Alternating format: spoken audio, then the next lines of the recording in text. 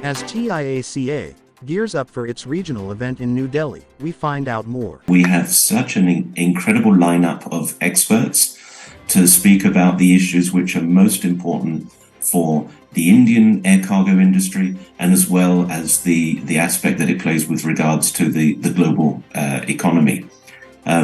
So for me, the highlights could be numerous in the sense that we start the event with a wonderful industry leaders roundtable, where we've got representatives from the entire supply chain, and these are incredibly, I would say, great visionaries, and they can really start the event tremendously well with their vision of the direction of travel of the Indian air cargo industry, the challenges, the opportunities. And then we hope to explore each of those themes in dedicated sessions. I'm looking forward to all of them, so it's difficult to pick out one or two in particular, but of course we're covering things like freighters, so the capacity issue is important, ground handling, because of course the facilities are important.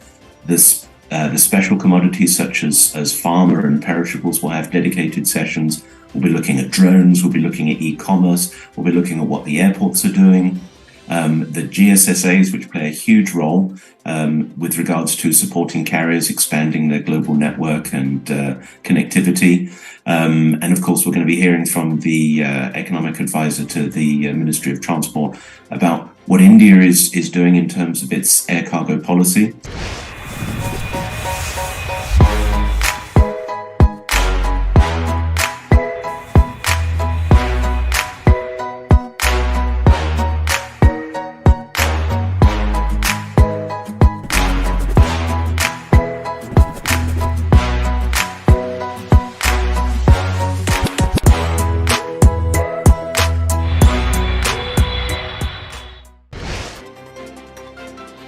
We actually take that intelligence that we're going to hear, and we're also focusing on people. I should have mentioned that as well, because that's one of the huge challenges that the industry is facing, is how do we digitize as an industry? So we've got a session dedicated to that.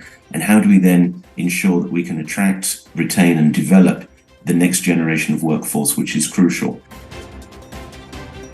India is starting to actually create this incredibly robust production capability as well, and saying, look, we've got the workforce, we've got the educated workforce, we've got the labor force, we've got the space, we've got the willingness, we've got the government support, and now they've got, as it were, a national air cargo policy to actually support the expansion of the sector with the ability to move globally high-tech products.